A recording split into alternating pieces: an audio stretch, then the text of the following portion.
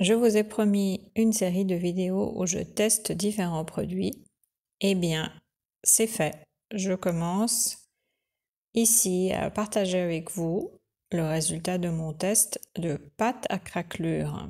C'est un produit que j'avais sur mon étagère depuis un moment déjà et finalement, j'ai décidé de le tester et de partager avec vous ce que j'ai appris. Je commence par étaler cette pâte à craquelure. Alors la recommandation, c'est au minimum 5 mm d'épaisseur pour cette couche. Et je l'étale sur ma toile. Ma toile, je l'ai recouverte de gesso parce que c'est une toile ancienne où j'avais déjà peint quelque chose et je vais la réutiliser. Donc je ne jette pas mes toiles en général. Soit je les vends, je les expose, ou alors si ça ne me plaît pas, hop, une couche de gesso ou deux ou trois, suivant l'effet que je veux atteindre, et on peut toujours les réutiliser. Donc ne jetez pas vos toiles. Et j'applique simplement cette pâte avec mon couteau à palette. J'ai choisi de la placer en forme un peu diagonale. Je vais suivre les instructions et laisser sécher cette pâte à craquelure sans forcer le séchage. Donc, voici le résultat après 24 heures. Là, je suis dehors, vous voyez, la lumière est un petit peu différente. La pâte a vraiment séché et craquelé. Je vais maintenant appliquer par-dessus cette peinture de la série Metallics de couleur, je dirais, c'est du gris bleuté. Et je vais l'appliquer par-dessus ma pâte de craquelure. Alors, le résultat du craquelage, ça a vraiment bien fonctionné. Je vais maintenant profiter de cet effet de structure et l'accentuer encore plus avec cette peinture métallique par-dessus. Ça sera un tableau abstrait et j'ai déjà choisi ma combinaison de couleurs. Et ce bleu gris ou ce gris bleuté, ça sera la touche froide de cette composition abstraite. Et vous voyez, on voit très bien quand mon pinceau est sec que cette structure est vraiment très très présente. Alors à quelques endroits, la pâte a tellement cassé, tellement craquelé qu'on voit un petit peu la couche de peinture en dessous, donc le tableau que j'avais avant. Donc ça a même cassé la couche de gesso que j'avais en dessous. Mais c'est pas grave parce que de toute façon, je vais repasser avec d'autres couches par-dessus. Mais c'est intéressant de voir à quel point il y avait une force et une tension lorsque cette pâte a séché.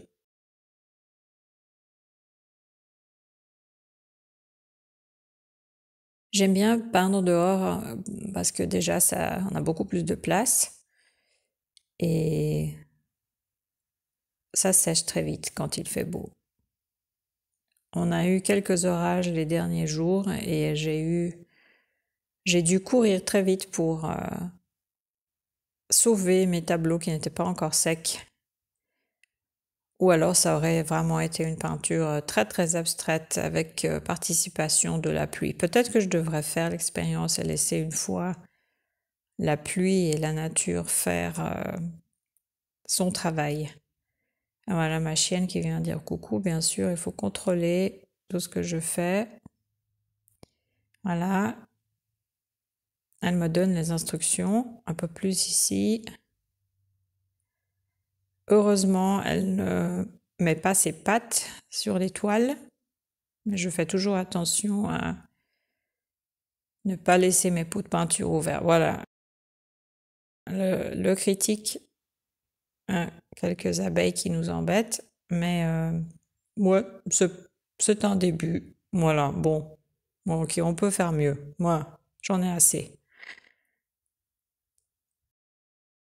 Maintenant, je vais appliquer une touche de terre de sienne brûlée. J'ai de la peine à focaliser ma caméra, mais c'est de la terre de sienne brûlée et je la dilue avec beaucoup d'eau. Ça, c'est simplement de l'eau, pas du médium, parce que je vais jouer avec l'aspect liquide de la peinture. Et ma couche de peinture métallisée, elle a déjà séché, hein, parce que je veux pas que les deux se mélangent. Je veux avoir une superposition de couches, mais je ne veux pas avoir de mélange des deux pigments.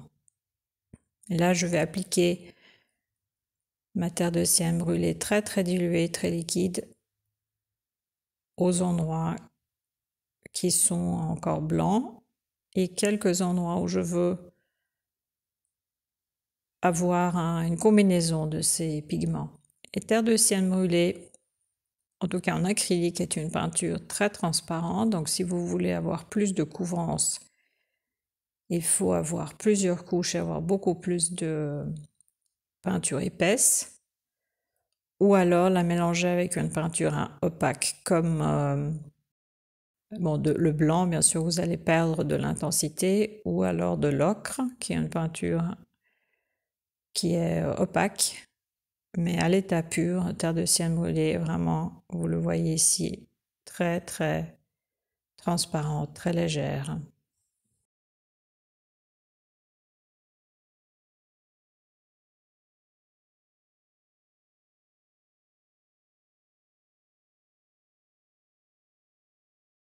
Mon objectif pour cette peinture, en plus de tester cette pâte à craquelure, c'est aussi de laisser de l'espace vide, l'espace tranquille où l'œil peut se reposer.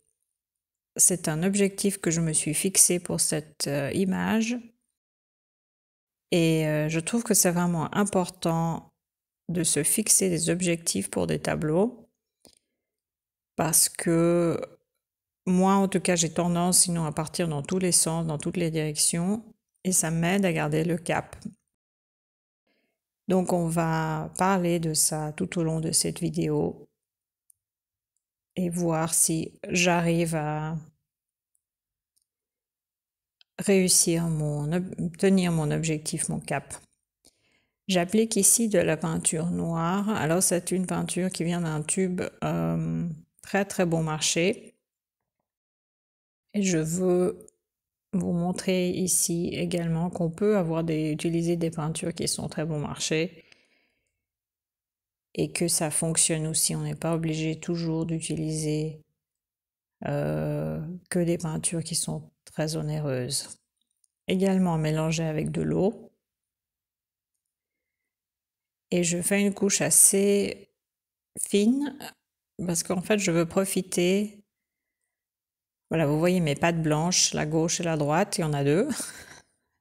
Les deux pattes blanches en pleine action. Je veux profiter du fait que j'ai déjà une peinture que j'ai recouverte de gesso, donc j'ai un petit peu de structure sur ma toile et je vais laisser transparaître cette structure. Et j'espère qu'on va le voir dans le tableau fini. Encore plus d'eau. Et on part dans l'autre sens. Alors peindre avec de la peinture liquide comme ça, c'est toujours intéressant. Il faut toujours juger un petit peu de la quantité d'eau qu'il faut rajouter et voir simplement à quel moment c'est assez liquide pour couler ou est-ce que c'est trop transparent ou est-ce que c'est trop épais. Donc c'est vraiment de l'expérimentation, un peu plus, un peu moins, procéder par étapes. Et là, l'effet que j'obtiens, c'est ce que je voulais. J'ai un petit croquis et je voulais avoir ces espèces de quadrillages qui se forment quand on laisse couler la peinture d'abord dans un sens, ensuite dans l'autre. Pour un tableau abstrait, je trouve ça assez intéressant. Mais on peut aussi bien sûr utiliser ces techniques. Par exemple, si vous voulez peindre une forêt, c'est un bon début pour un tableau, même figuratif, de laisser couler votre peinture pour faire vos troncs d'arbres, par exemple.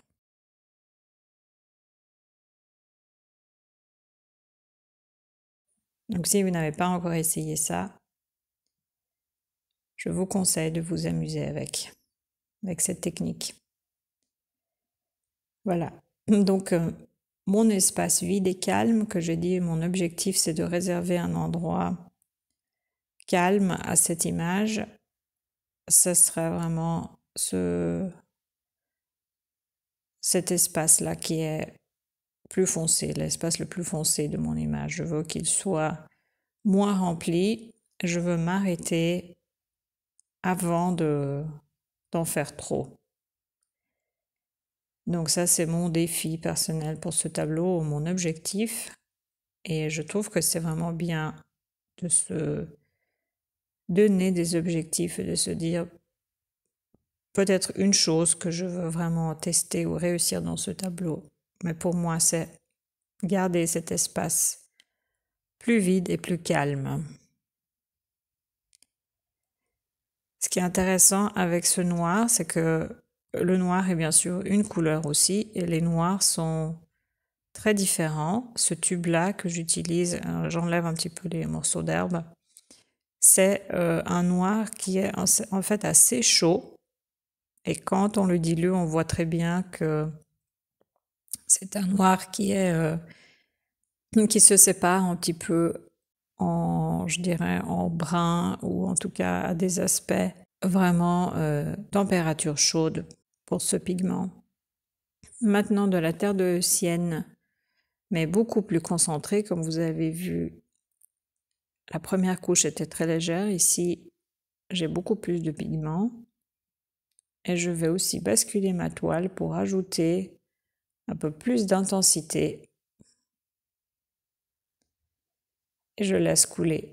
Là, ce qui est toujours intéressant, c'est de voir comment cette peinture interagit avec la structure. Donc là, j'ai ma pâte de craquelure avec tous ces petits sillons qui se sont formés. Et bien sûr, cette peinture liquide qui coule, eh bien, elle va interagir avec cette structure et créer sa propre peinture, sa propre image. Là, il faut juste attendre.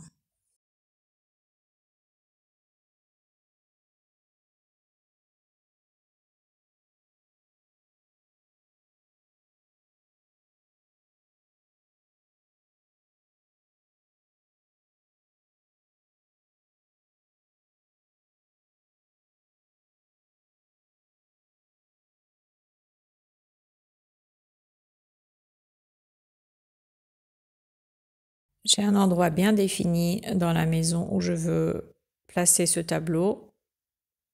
Je vais le garder. Et le choix des couleurs est aussi le résultat de l'emplacement de ce tableau dans ma maison. En tout cas, pour l'instant, ce tableau ne sera pas à vendre. J'ai quelques espaces vides à combler. Et celui-ci, j'ai l'intention de le garder. Voilà, encore plus dans l'autre sens, comme je vous ai dit, ça fait vraiment un effet quadrillage assez intéressant. Et cette terre de sienne brûlée, c'est vraiment ma couleur chaude dans cette image. Donc ce gris bleuté, vous voyez, il paraît beaucoup plus bleu en comparaison avec cette peinture qui est bien sûr beaucoup plus riche, plus chaude en température. Et c'est pour ça que je veux avoir vraiment une combinaison de pigments froids et de pigments chauds pour avoir un équilibre dans mon image finie.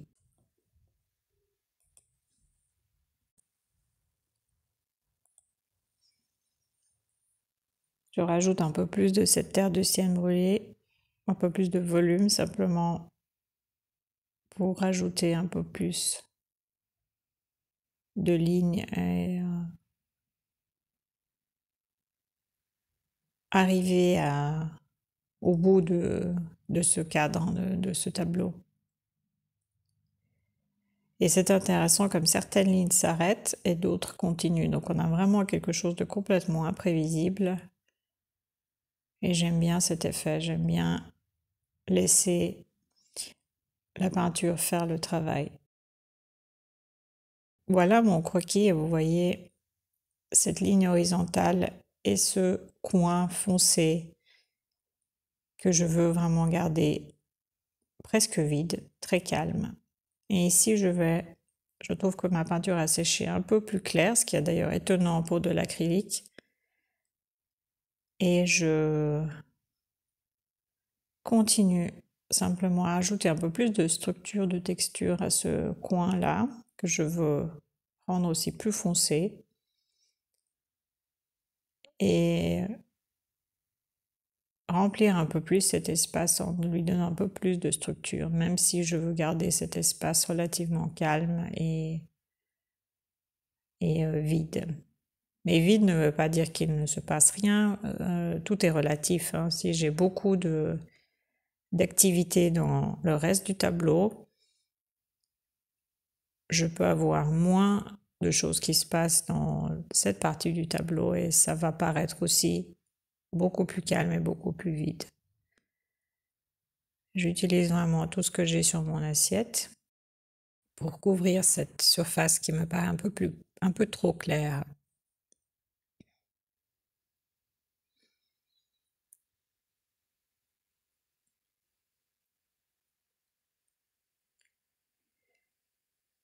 J'aime bien cette combinaison de techniques, c'est-à-dire avoir un croquis et avoir à peu près une idée de ce qu'on veut faire, mais en même temps laisser le hasard faire les choses, laisser la peinture bouger, les couleurs parfois se mélangent, se superposent et avoir des choses imprévisibles. C'est vraiment la combinaison pour moi des deux, un petit peu de planification et beaucoup d'improvisation et d'intuition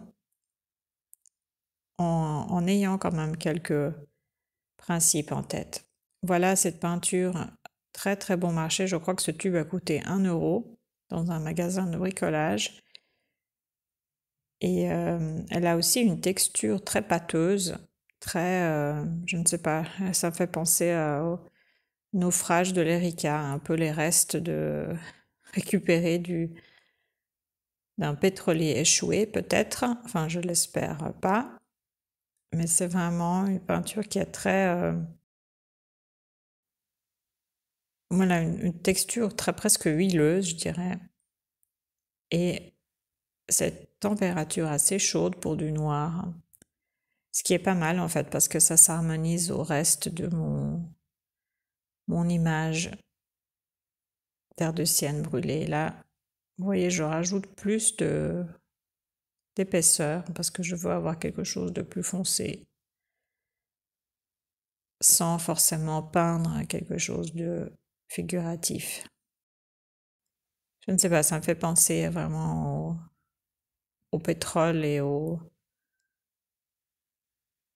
quelque chose de très épais, très pâteux. Donc je procède aussi avec mon vaporisateur, ma bouteille pour liquéfier un petit peu. En fait, connecter ce gros bloc noir que j'ai au reste de l'image, de le laisser un petit peu s'échapper.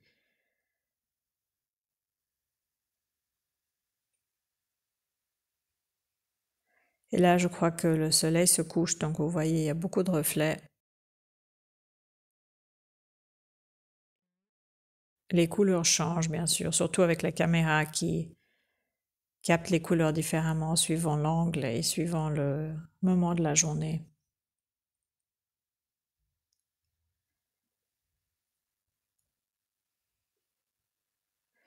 J'aide un petit peu avec mon pinceau.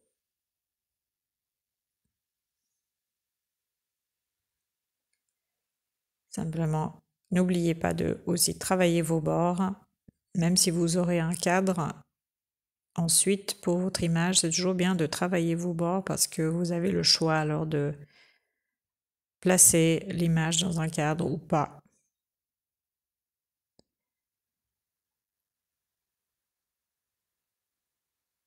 Et là, je veux étaler tout ça un peu plus pour connecter le haut et le bas du tableau.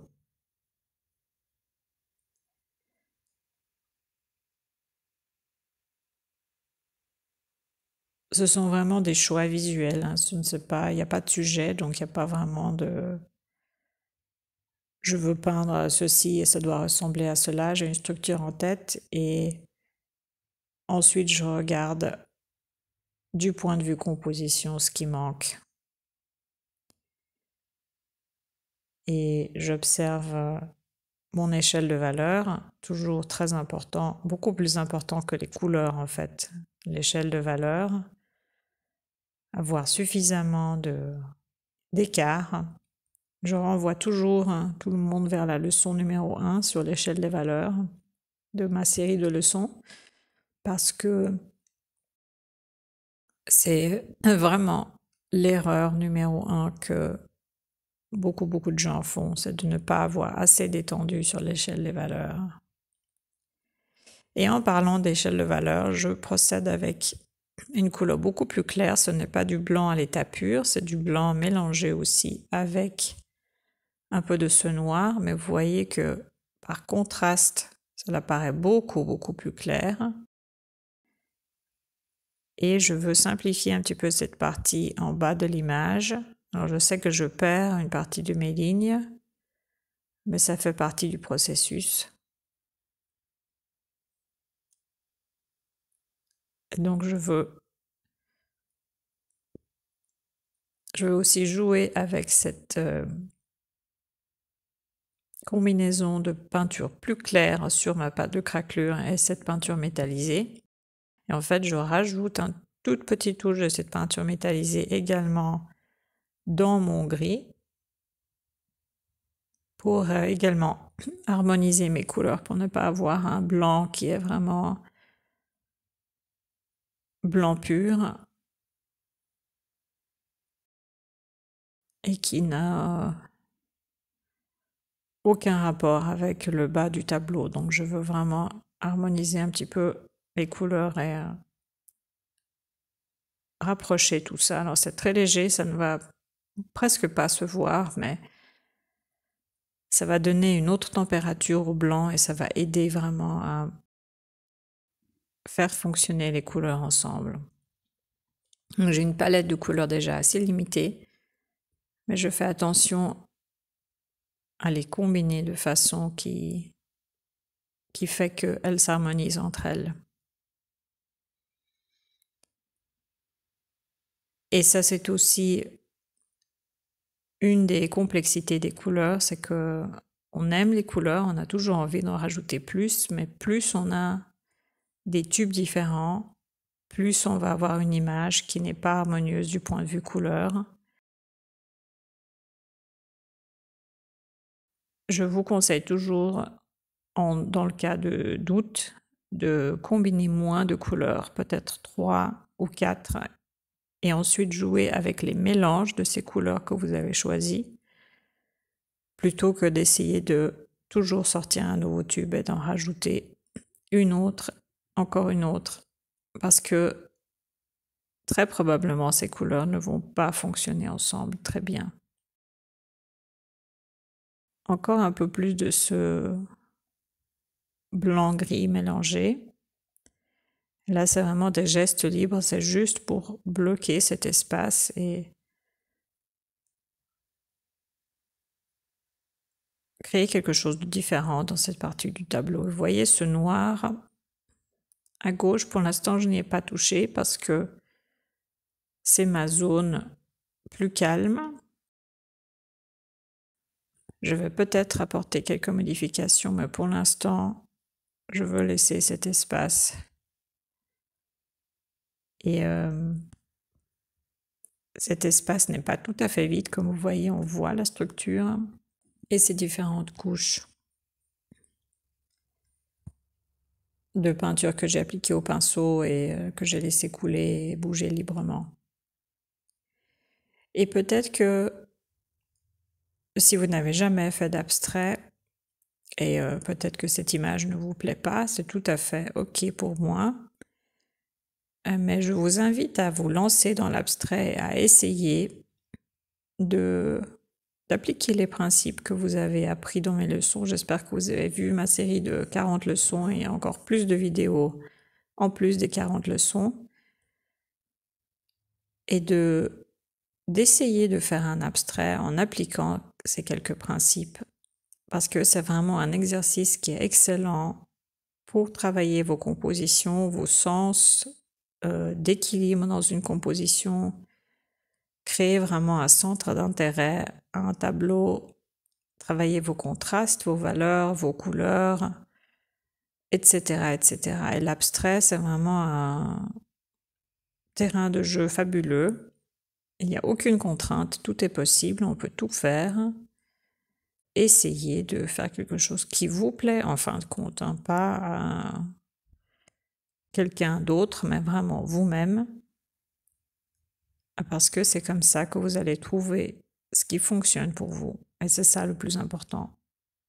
Pour moi, le plus important, c'est de faire des images qui me plaisent. Je pense que c'est ma définition du succès. Ce n'est pas ce que les autres disent ou combien de tableaux j'ai vendus. C'est vraiment, est-ce que ça me plaît? Est-ce que c'est quelque chose que je veux mettre chez moi, sur un mur, même si personne ne le verra? C'est que pour moi, est-ce que ça me plaît? Là, je fais un peu d'écriture. Je signe mon nom, pardon, c'est ça. Je signe mon nom, ça fait partie aussi de type de marque que vous pouvez laisser sur un tableau. Et ça ne sera pas forcément lisible à la fin, mais c'est un type de symbole ou de marque que vous pouvez rajouter à votre peinture. Signez votre nom en grand ou en petit, avec des traits épais ou avec des traits très fins. C'est une façon d'ajouter de l'intérêt. Et ici, pour cet espace noir que j'ai recouvert avec un peu de ce gris, je veux rajouter un petit peu cet espace gris, je veux rajouter un tout petit peu d'éléments plus fins parce que j'ai vraiment beaucoup de lignes assez épaisses, des traits assez larges. Et j'utilise un pochoir que j'ai fabriqué moi-même. Je veux avoir quelques effets un peu plus fins. Donc pour ceux qui ont regardé ma série de cours, toujours important d'avoir de la variété, donc des éléments très gros, comme ce gros carré noir ou ce rectangle noir, des éléments moyens, mais également des éléments plus petits. Donc de la variété, mais je vous conseille toujours d'aller par 3, donc très grand, moyen et petit. Si vous faites des traits très épais, moyennement épais et très fins, etc., etc. Donc la variété, ça donne toujours de l'intérêt à une image. Et c'est ce que j'essaie de faire ici. Donc j'explique un petit peu ma logique. Même dans un tableau abstrait, il y a des choses, des décisions qu'on prend parce que on sait que certaines choses fonctionnent. Et c'est ce que je suis en train de faire, de rajouter un petit peu d'éléments plus fins. Et on ne va pas forcément les voir tout de suite, il va falloir s'approcher du tableau pour les voir, mais ça fait partie de la complexité, la structure de l'image pour la faire fonctionner en fin de compte. Et avec les pochoirs, il faut toujours procéder avec un pinceau plutôt sec, qui n'est pas trop chargé en peinture. Sinon, vous allez étaler la peinture sous le pochoir et l'effet du pochoir va être perdu. Donc, mieux vaut procéder avec un pinceau moins chargé en peinture et repasser plusieurs fois. Ça, c'est vraiment mon conseil. Cette image est presque terminée, mais je veux ajouter ces petites touches, ces effets un peu plus fins, un peu plus dentelle. Également à un autre endroit du tableau. Ça, c'est aussi une bonne règle à garder en tête, surtout pour l'abstrait, mais pas seulement pour l'abstrait. Si vous faites quelque chose à un endroit du tableau, faites quelque chose de similaire à un autre endroit. Parce que ça va simplement harmoniser votre image. Sinon, l'élément qui est tout seul dans son coin peut faire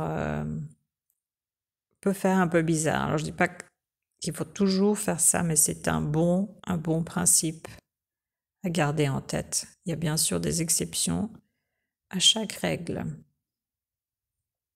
Et là, je décide de répéter un peu ce motif dans ce coin du tableau. Et en plus, ça me paraît un peu, je ne sais pas, un peu vide, ce blanc de la toile. Mais que vous voyez, je laisse du blanc transparaître, ce blanc de la toile, et c'est voulu, c'est ce que je veux laisser transparaître. Donc ce n'est pas que j'ai oublié de peindre.